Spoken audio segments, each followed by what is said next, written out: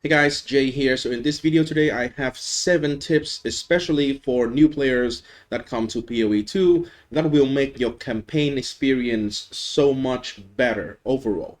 And these tips are not like 7 best tips overall, I would say, but they involve 0 RNG. So that means you can consistently do it with every single character. Everybody is going to be the same. So if you find this helpful, please consider to leave a like and subscribe to the channel. And without further ado, let's get into it. So first thing first, sell your low level spirit gems for Exalt, if you play on trade, of course. So what do I mean by low level spirit gem?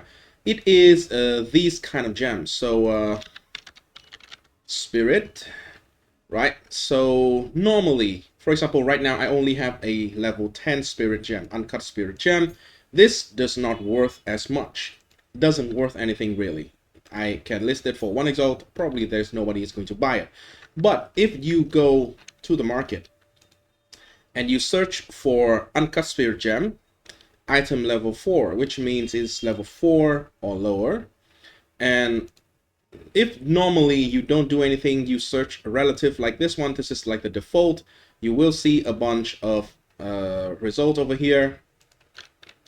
If you only search for exalted, it will just remove all the divine orbs related trait, which is just a problem with the trade website. So yeah, just know that. If you want like further information on that, I have another video. I will probably leave it in the description. But anyway, as you can see here, this is 12 days ago. This was probably, this guy's never going to sell it. Normally in PoE, if you want to look for the real price, you kind of like want to skip a couple of first result. So as you can see here, the true price of this item is roughly around 9 exalted orb. Level 4 uncut spirit gem. You actually are guaranteed to have one of this in the campaign. And okay, I don't know why I die here, probably just some random monster, but let me show you where you can have it, right?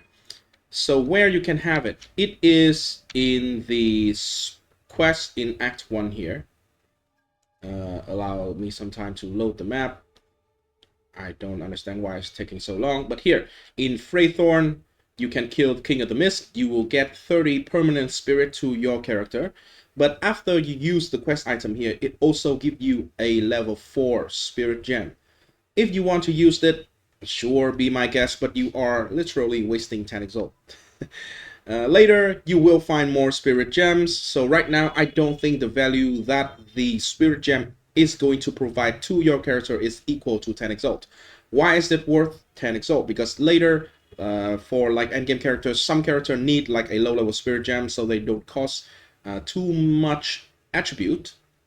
And so yeah, it's just how it is. So you can have a guaranteed one here, sell it instead of used it. It is so much more value to your character if you have 10 exalted orb. What can you do with 10 exalted orb?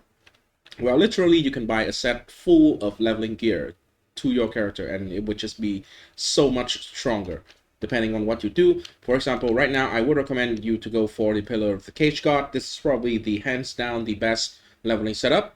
And so get a Pillar of Cage God, get a bunch of like nice leveling items. This one is like 1 exalt, this is like 5x, but it's not necessary. It's just some extra movement speed. This one you can get a non-corrupted one for 1 exalt as well. 1 exalt, 1 exalt. These kind of things are like 1 exalted orbs, all of them. So you can get a full set of leveling item, which will make your experience so much better, right? That is the first tip. The second one, well, use the trade website. So here, it comes very naturally with it. So use the trade website. For example, let's just say your character is level 10. I would just assume that, right? Your character is level 10, so you put on the requirement here, level 10. You want to look for example, let's say a bow, a crossbow, let's just say a crossbow.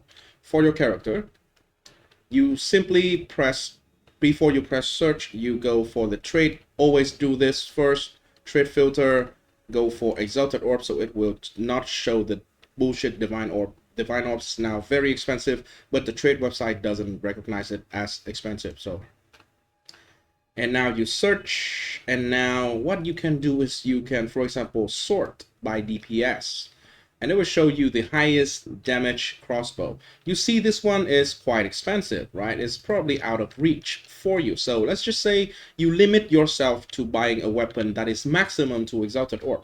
You put maximum to Exalted Orb in here, right? And you press search, you sort by DPS, and now you can have the highest weapon damage, like highest damage weapon that you can in the price range of 2 Exalted Orb. This can allow you to actually get like the best gear for your money, basically. The weapon is probably the most important part of like a lot of builds, so you can do this. You can literally sort by any like stat in the weapon. For example, if you want, say, attack speed for some reason, then you press that, you will see weapon super fast here, a lot of attack speed. So apply this to every single item. You can search for like boots with movement speed, for example, and you can go for movement speed boots. All right, still character level 10. If you want, let's just say level 25, for example, still maybe 1 Exalted Orb only. And now you pressed it, it will show all the results with a movement speed. You can just click on the movement speed, and it will show you that with this 1 Exalted Orb, for any boots that is lower than level 25, you can have maximum of 20 movement speed, and you can buy literally anyone here. I actually am using one of this just for the move speed. So that is the second tip.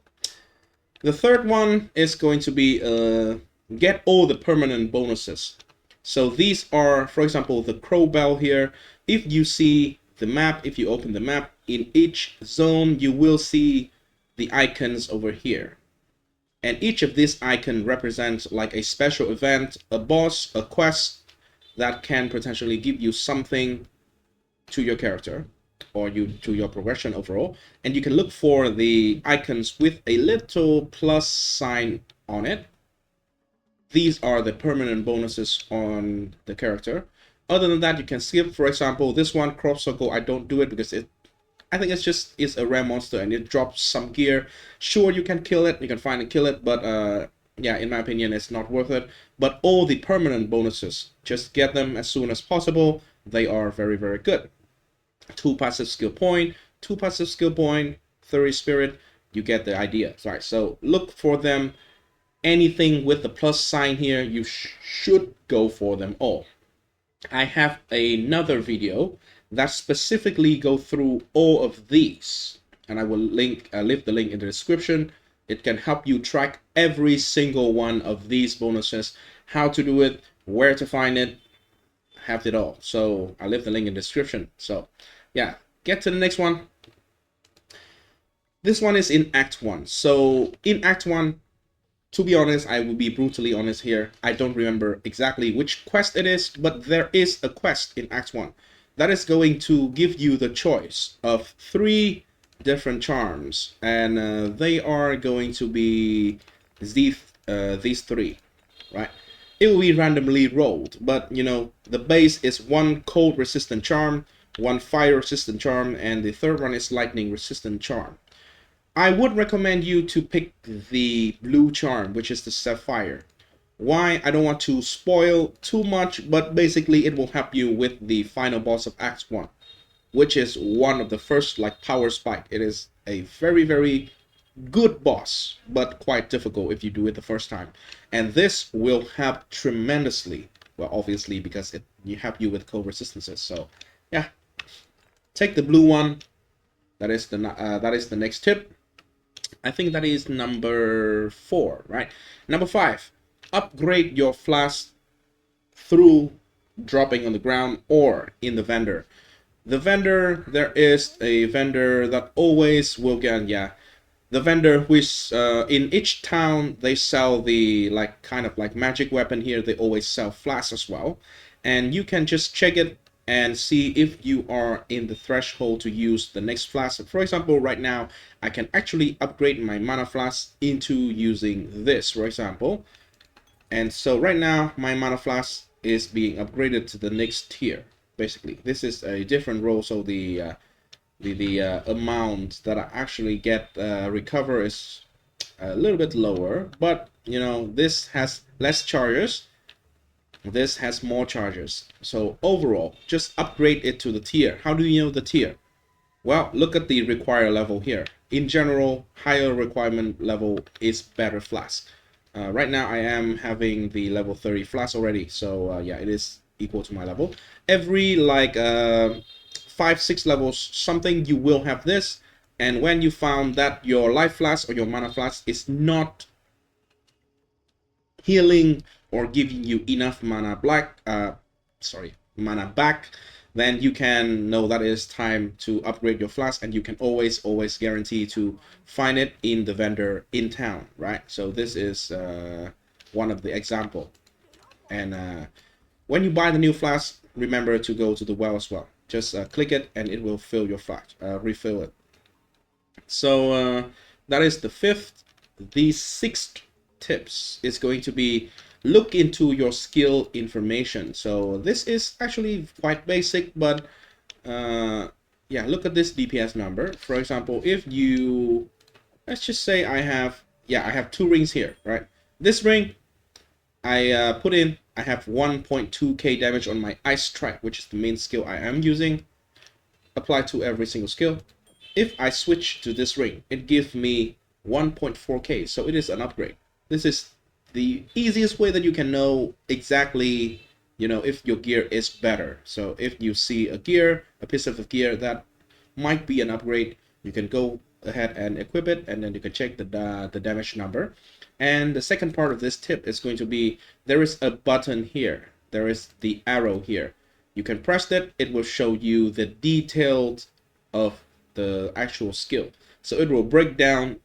I think this is pretty good breakdown actually, like every single one. You don't need to understand everything here, just yeah, gradually you will. So for example, this skill, gas arrow, it has multiple different component to it. So it can have the poison cloud, it can have the damage from the actual arrow, and then it explode to the poison cloud, and if you ignite that poison cloud, it will explode, dealing fire damage. So these have different stats, but this number is always only showing the very first component of the actual skill. So in this case is the arrow, and for ice strike, you will see there is normal strike and then the third strike. So what it means: normal strike, third strike, normal strike, third strike. So yeah, the third strike is bigger. In this case, I am using another support, so I do the third strike twice. But you know, if I just quickly remove this crescendo support gem, you will see 1, 2, 3, 1, 2, 3, 1, 2, 3. Yeah, the first and the second one is faster but smaller and deal less damage, but the third one is bigger and deals more damage. So you will see the difference between each of them. So yeah, that is about it. Well, comes to the last tip. It is about navigating the map, and what I can say is, for example, let's just say this is the map, right? I would use the Act 1. So because everyone can see Act 1, right?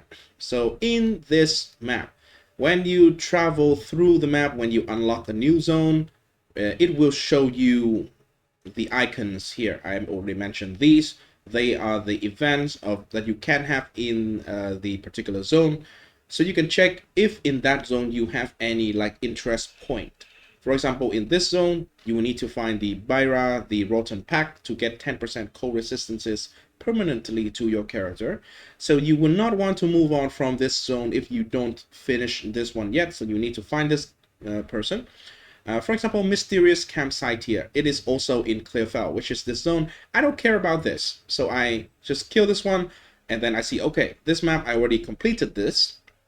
I already completed the Byra, but I don't need this one even though it is not completed, so I can just move on to the next zone. And same exact principle apply to every single zone here.